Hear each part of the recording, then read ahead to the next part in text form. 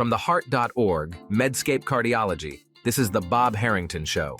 Dr. Robert Harrington is the Stephen and Suzanne Weiss Dean of Weill Cornell Medicine and Provost for Medical Affairs of Cornell University. This podcast is intended for healthcare professionals only. Any views expressed are the presenter's own and do not necessarily reflect the views of WebMD or Medscape.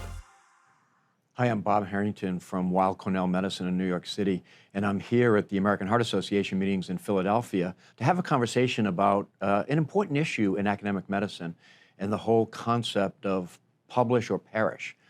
It's an old concept, but there's some things today that make it very relevant to academic medicine. There's the issue of the ubiquitous nature of data. Data's everywhere, and how do people pull data in and write about it? There's the issue of open access. There's the issues of social media and people wanting to be out in front. There's tremendous pressures on the system. And so I thought this would be a great opportunity at the Heart Association meetings to bring together colleagues who are editors, who are researchers, who are mentors, and get them to give us a perspective on some of these issues that are certainly bubbling throughout the community. So with that, let me introduce my colleagues. Dr. Erin Michos. Erin, welcome. Erin is an associate professor of medicine at Johns Hopkins University, is the editor of a journal for the Society of Preventive Cardiology, and has a lot of experience both as a writer and as a mentor. So thanks, Erin, for joining us.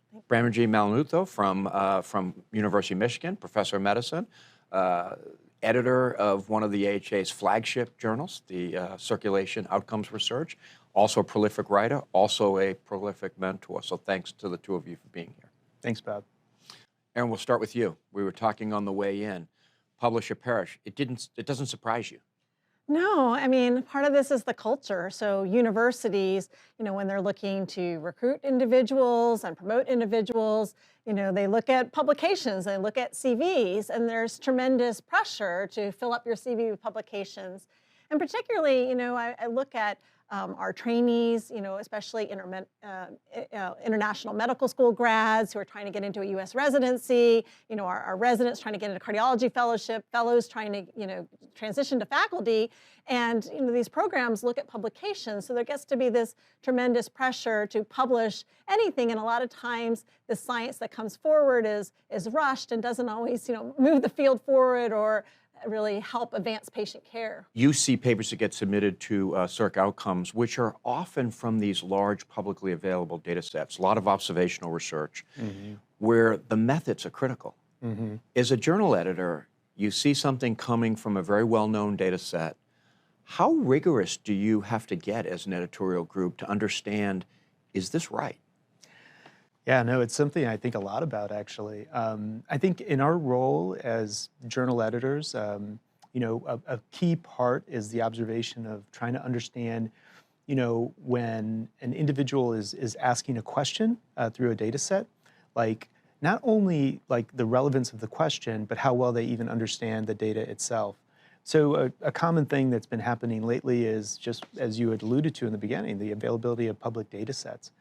Many of these data sets are collected by people who have spent years trying to understand and collect the nuances of this information. One of the areas that I live in now increasingly is in kind of digital health space. And, we're collecting sometimes like billions of cells of data on like hundreds of participants. And there's a lot of noise in those data. And, we try to make our data as publicly available as possible. But one of the worries is someone who's trying to ask an important question, but not understand sometimes the intricacies of those data and then how to interpret them. And, you worry about how that can be interpreted. I've been called sometimes a data snob because I say, well, in the clinical trials world, we might have worked on that trial for 10 years. And the statisticians who know every intricacies of how the data is connected will point out to you, well, you can't do it that way, Bob, because we didn't collect it that way. Now with NIH rules, et cetera, we're posting those data sets for other people to use. You made a comment about this, that you're worried about this. Yeah, well, there's a lot of data sets, for example, that ARC puts forward. I'm going to use the National Inpatient Sample as an example. And I publish a lot from this too. It's actually a great resource. It's a subset of U.S. hospitalizations, and it's weighted to try to be representative of national hospitalizations. But there's a number of methodologic issues that, in handling this data. And Dr. Rowan Kara, I think it was in 2017 in Circ Outcomes, they published sort of an outline of important metrics of what you should do methodology when you're handling these data sets. And they did a follow-up analysis. They did a sample of 120 papers, used this data set, and they found that 85% of the papers failed on one of those major criteria, and that many of the papers failed on multiple of those criteria. And so if individuals who haven't had the right methodologic training or mentorship are handling the data and they don't have the nuances of how the sample weighting is applied, the fact that these are hospitalizations and could be the same individual multiple times, and that you're not capturing what's happening in the outpatient, potentially you can get really misleading conclusions by not understanding how to properly handle this big data. Are reviewers enough in the peer review process to help with this? Reviewers are a key part of this, but the reality is I think it goes a lot deeper than that. We need to take a step back and learn kind of the responsible way in which to kind of, perform these analyses. I have an old mentor who had a great line about how, it's not just the data, but like now we have the availability of statistical software, and we have much more increasingly complicated methods. And, boy, if you put in numbers, right, and you hit enter, you'll oftentimes get like a regression analysis. How you interpret that, or knowing whether or not you'd actually constructed the model in the correct way, that can be really, really challenging. We just say, well, it made it through a couple of reviewers who might have done it in different ways. I don't think that that's enough. We obviously, like many journals, have a statistical review that's a key part of that. But once again, the methods are getting more and more complicated. We just came from a session on AI. I was going to bring up the whole machine learning, press the button, whoa. I know, and it's really, really getting hard because in many ways, the code for these things can be like, several pages long and very difficult to kind of go through. And then when you're going through it and just like as a text, as opposed to kind of interacting with the code, almost impossible to understand if it was done correctly. Rob Califf likes to say that one of the most dangerous things in clinical research is a clinician with a rudimentary knowledge of SAS. Yeah. Because what he's pointing out is that you have to work with people who are experts. Yeah. Do you require the code as part of your review process? The quote from my mentor, like very similar to Califf, was like, he's like, when you have these statistical, packages now, it's like having the keys to a Lamborghini but no license to drive, right? These things are so slick, these packages, very user-friendly. We have, for a long time, strongly encouraged, like people to share code at least, right? Deposit it on the web when the paper's published. Yeah. And data, it's much more trickier. In my own research group, now I've tried to make a commitment in the last few years. If I'm the first, which I'm not as much anymore, or senior author on a paper, we post our code on a GitHub repository. It's good. We have had times when people have interacted and actually talked about the code, but many times, you can't really find strong evidence that people are looking into it. Right. And that might just be our culture, because lots of other fields do it differently. If you look at something like physics and mathematics, where there's a lot more iteration, papers go back and forth far more than they do in our world. I mean, it just goes back to the pressure that individuals feel that they need these publications to advance in their career. And universities have created this culture.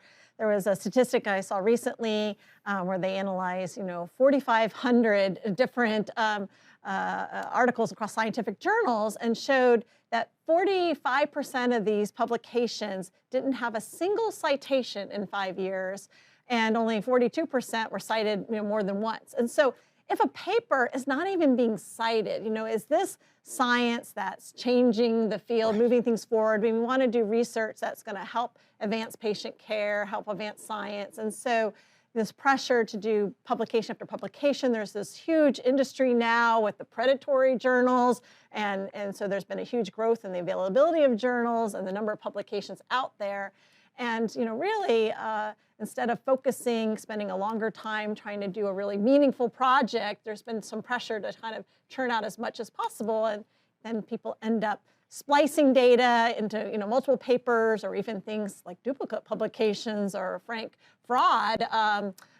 When there's just this tremendous pressure that you have to publish to advance in your career. Well, let's talk about that intense pressure. Before, as you both know, before my current role, I was chair of a department of medicine, so oversaw the residency program. I was amazed every year at looking at the CVs of medical students who are applying for internal medicine residency. Way different than my day, where you might have had something that you had been involved with during the summer in medical school, but they're coming now with five, and I'm not talking about people who have PhDs or who have master's degrees, but 5, 10. And then I talked to my dermatology colleagues, which is one of the most competitive residency programs. They're seeing people with 20, 25. What do you think of that? And this is part, I think, of the culture, because actually if you're trying to apply and you don't have those publications and people are reviewing, it's almost now expected that if you're applying for fellowship that you've done some kind of scholarly work. And a lot of what we do that's meaningful sometimes is not captured by the traditional methods that they look at. For example, if you're a faculty member and trying to go up to promotion, your publications, your H-index carry so much weight. I mean, the publications are the currency in academia. Not enough credit is given on, for example, those who are doing education and teaching. I mean, it's so important to teach the next generation of scientists, but it's hard to formally capture, good teaching. Universities don't put enough credit on great, patient care and being an outstanding clinician and being an outstanding teacher. We know from our colleagues that are very clinical that it's actually hard to advance in academic medicine if you are a clinician, a full-time clinician on a clinical pathway versus the traditional research pathway with grants and publications. So I think we really need a sort of change, and there has been some seeds of change. You've been a department chair and now in your current role about how we evaluate people in terms of promotion and not putting so much weight just on publications as the whole picture. Brahmajee, if I'm applying to University of Michigan Cardiology Fellowship Program, can I get in without having a paper to my credit? It's getting increasingly hard to imagine. And then how many of your fellows go on to academic careers? Yeah, no, and I think there's just so much about it. I think Erin's points about, it's really kind of a systematic problem. It's a culture issue. It's how we, we've chosen to measure things that we can measure but might not be meaningful, right? And that's a big problem that we've gotten into as a community.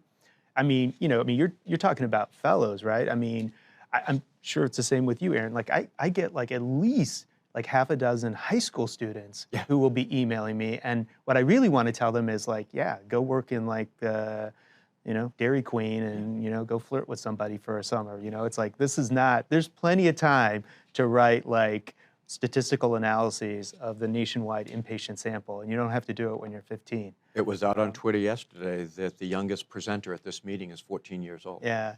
Standing there in front of their poster. Yeah. And so there is. It's impressive. It is impressive. But then it's also a little. It's a little daunting for people to say, "Is that what I'm going to have to do?" To be at the Heart Association meetings. Yeah. So these arms races are just getting, increasingly, higher and higher. And I just don't know. It's a tough problem. All right. A topic that I've wanted to bring up. You mentioned the H-index. There's the K-index that people have talked about, the Kardashian index. And this is getting at this notion that some people are really good at creating their image, their impact, if you will, through social media. That also has some challenges with both in the academy of measuring whether or not that's of value. I know you've responded to some of these issues. What's your current thinking of the K-index? Yeah, that was a sort of fun paper we wrote, but really it was assessing someone's social media visibility, such as their number of followers, with actually, their traditional metric with their H-index. And so there are some people who are huge influencers, but haven't been in the trenches. They haven't really published or done the trials. It's very easy to criticize trials and you've never run or tried to run a trial. That's now a professional job, criticizing trials. Yeah. So, but there, some people who haven't been, sort of this disconnect. Although I do think there is a place for, clinicians and other individuals who may not have published to, give their impact of how it affects their daily practice. But I think there's a larger problem with social media, and it comes to creating this worsening competitiveness. Medicine, particularly cardiology, can be very competitive. And so you constantly see, that person's presenting this and they published this and I haven't done that. And it gets into this trap of comparison. And people feel this tremendous pressure because they see on social media, and we know that social media is not always reality of what everybody else is doing. And so you want to keep up with the Joneses, right? Yeah. And so I think that all of this culture with how competitive academia already is, then puts it in the lens of social media where it's visible to the whole world. And I think this creates all kinds of challenges. And then a lot of my trainees and in young early career end up feeling inadequate, and yet they have decades ahead of them with their career. They don't have to accomplish everything, during, in a span of 2 years, so Yeah. it's a real challenge. But the journals are using social media. You want to push your stuff out. You think you have good stuff. You do have good stuff on circ outcomes. You want to push that out into social media so more people read it. As a journal editor, do you feel some responsibility for the social media piece of it? Like anything, I mean, social media is a tool, and a tool that can be used and applied in effective ways, and then a tool that can be applied in some harmful ways. I mean, every time I hear Erin talk, I always think how thoughtful she is, because much of this is around younger people and how they, look, at the end of the day, if she doesn't publish another paper, I don't publish another paper, certainly you don't publish another paper, it's not an impact, right? But for younger people, there is this anxiety you can see. I mean, they're still kind of growing and still feeling, these challenges. We try to use social media to kind of be a channel for kind of amplifying many of these folks. But I do worry about kind of the negative aspects of it, for sure. I will say that, even with the K-index, I think there's an underlying truth that is really important, which is that, we talk a lot about the quantity of publications versus the quality, right? And I think that the thing about it is that you can have impact, and there's certainly people, Medscape has many of those people, right, who are online, who, I go to them to say, oh, Orbita 2 just got published. What do so-and-so, what do they think about this? Yeah. And I think that there's a world of importance that we can get through that. So I don't know if you necessarily have to publish, a few hundred papers. What you have to do is, I think, just be able to say meaningful, kind of important things. I have again, a good friend, he has a great line where he says, you have 100 papers to publish, right? He's like, I know you can publish 500, but you have 100 important things to say maybe in a 30-year career. I've published nearly 400 papers. I don't have 400 things that I've said that are that meaningful, right? Yeah. I mean, the reality is, picking your messages, going back to the quality of what you can say and how you can influence the community, and then being happy with that it's hard though. Yeah, that's a really great point. I mean, your point about social media, people ask me, well, who do you follow?